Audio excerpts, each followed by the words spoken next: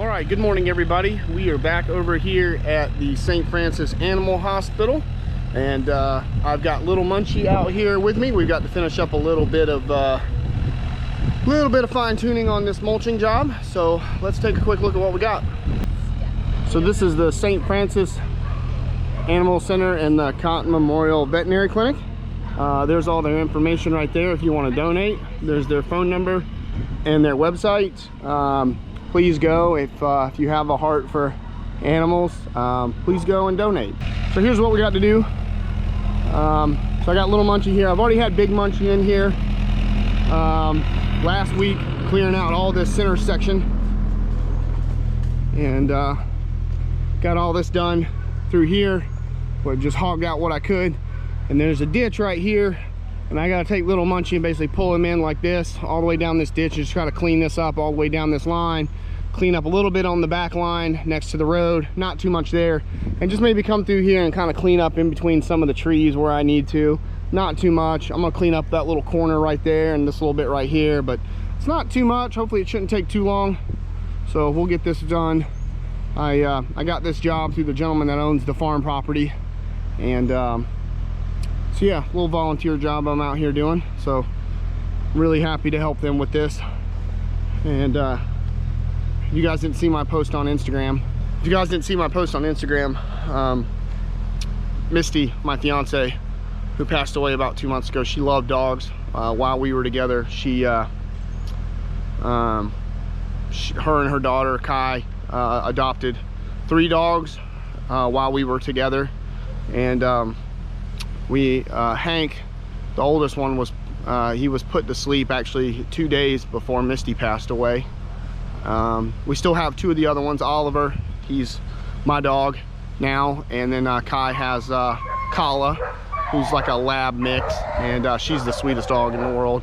Oliver's a little, he's off the wall, but he's my dog. He keeps me company every night, and I think Misty would be really proud of this. I get emotional talking about it, so I won't get too teary-eyed here, but I think she'd be proud. So all right, let's get this done.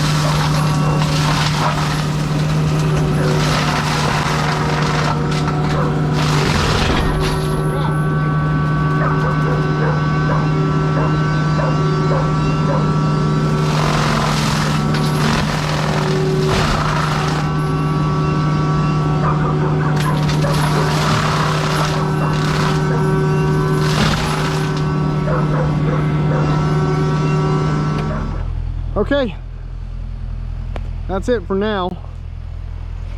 Got all that through there cleaned up, cleaned out, cleaned out that back line. You can see that back there. I gotta walk back here and get the tripod somewhere. It's somewhere. Cleaned up that back line next to the little road right there. And yeah, so this all looks pretty good. I talked to the director this morning. They're not totally sure what exactly. Sorry, I got some flies running around my face. I'm pulling up my gator. Not exactly sure what they're going to do yet with the pens. They're thinking about coming off